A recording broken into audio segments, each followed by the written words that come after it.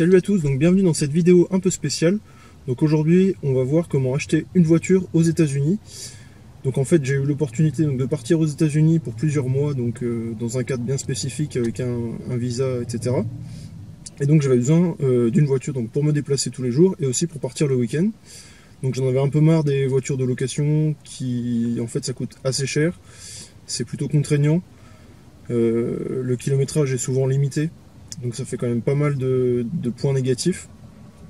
Donc finalement j'ai regardé les petites annonces et je me suis lancé donc, dans l'achat d'une voiture. Alors j'avais quand même plusieurs critères concernant le véhicule, donc il me fallait quelque chose de quand même fiable parce que donc voilà, j'ai quand même beaucoup de distance à parcourir tous les jours. Il me fallait donc quelque chose de pas trop ancien non plus, donc pour que ça reste confortable. Donc je suis dans l'Arizona, donc il faut aussi la clim. Donc voilà, ça fait quand même beaucoup de points à prendre en compte. Après je voulais évidemment une voiture américaine. Donc voilà, ça réduit encore le champ des possibles. Ensuite dans les voitures américaines, il fallait regarder ce qui collait avec le budget et avec tout ce qui était critères de fiabilité. C'est un peu le point consommation, bon, qui a été mis de côté finalement, vous verrez avec le choix du modèle. Fiabilité, disponibilité des pièces, etc. Donc voilà, je voulais une voiture simple que je puisse éventuellement réparer si jamais j'ai un souci dessus. Donc voilà.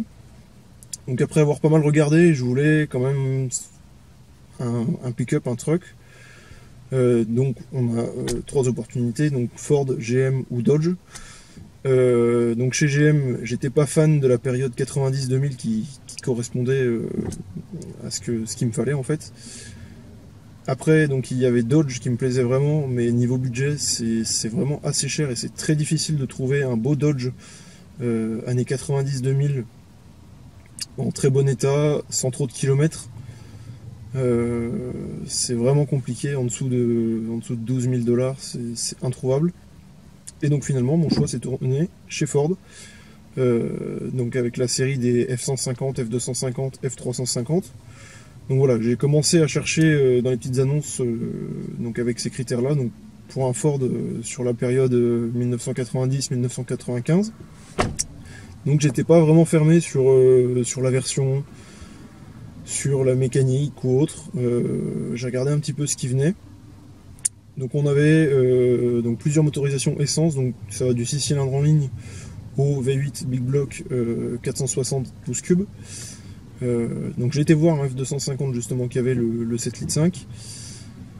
Bon, c'est quand même des moteurs qui sont faits pour tracter, donc moi c'était pas vraiment dans mes objectifs, donc j'ai laissé tomber l'affaire. Et finalement donc j'ai celui-ci qui est tombé en annonce. J'ai appelé directement et j'ai réussi à avoir un rendez-vous dans la journée. Donc c'était chez un professionnel. Première fois que j'achète une voiture à un pro, c'est assez marrant. Mais ça s'est super bien passé, donc j'ai fait une première visite avec inspection de la voiture. Tout ça, donc après on s'est essai routier, on s'est mis d'accord sur un prix. Et ensuite donc il a fallu faire tout ce qui était le title, donc qui est en fait l'équivalent de la carte grise aux États-Unis. Voilà, donc pour revenir un petit peu sur le camion, donc c'est un Ford F-150 XLT. Donc c'est un camion qui a passé toute sa vie en Arizona, donc absolument aucun signe de rouille. La configuration, donc c'est une version Ben Long avec Extended Cab, donc c'est la partie banquette arrière donc qui est rallongée par rapport à une version simple cabine. Donc voilà, c'est plutôt cool, ça permet de ranger pas mal de bazar à l'intérieur du pick-up. Le gros avantage des Ford du début des années 90 comme ce F-150, c'est de trouver des camions qui ont une allure ancienne, donc avec vraiment les courbes des années 70 et vraiment le design caractéristique des pick-up américains de ces années-là, mais en revanche avec des mécaniques plutôt modernes, fiables, plus économiques que ce qui se faisait dans les années 70, et avec quand même tous les équipements modernes, donc régulateur de vitesse, airbag, la clim. Donc voilà, c'est vraiment des véhicules qui sont utilisables sur de longues distances, au quotidien, ça se conduit vraiment bien. Donc, je suis plutôt content de mon achat. Donc voilà, après toute l'inspection, toute la vérification des différents points, etc. Donc il a fallu passer à l'étape donc immatriculation. Donc coup de bol, donc moi c'était comme je disais un professionnel, donc il a pu faire les démarches pour moi. Il va avoir besoin d'une adresse aux États-Unis, de votre permis de conduire, etc.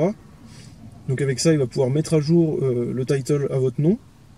Et en attendant donc de recevoir la plaque définitive, donc on va avoir une plaque qui s'appelle temporaire, qui est une plaque en fait en papier plastifié et qui dure entre 30 et 45 jours. C'est à peu près le délai qu'il faut pour avoir la plaque finale et le title final.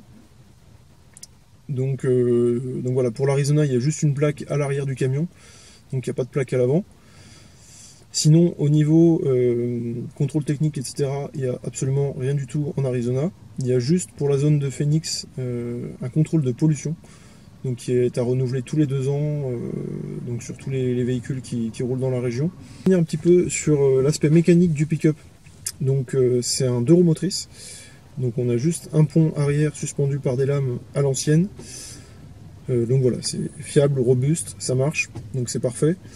Au niveau du freinage, donc on a un freinage avec assistance, une paire de disques à l'avant et des tambours à l'arrière. Donc pareil, ça fait vraiment bien le boulot.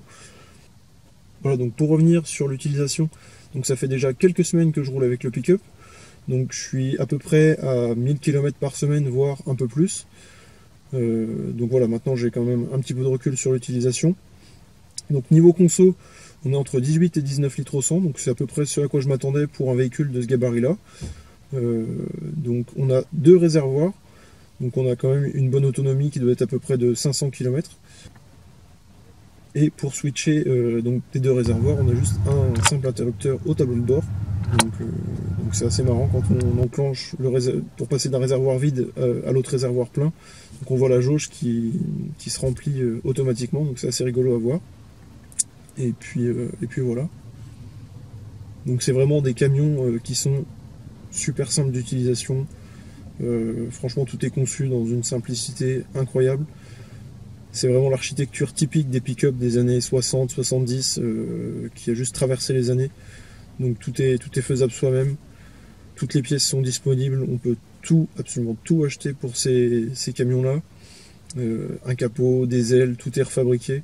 On a encore énormément sur la route, énormément qui servent au quotidien pour les artisans, etc. On en voit vraiment de toutes sortes. Des F-150, des F-250, des F-350. On voit encore régulièrement des F-350 qui tirent des plateaux absolument immenses. Donc c'est plutôt cool à voir. Donc c'est vraiment un véhicule qui est encore populaire aux États-Unis et partout autour du monde. Donc voilà, pas de problème pour trouver les pièces. Pareil, des forums, il en existe absolument des centaines en ligne pour avoir des informations sur ces camions-là.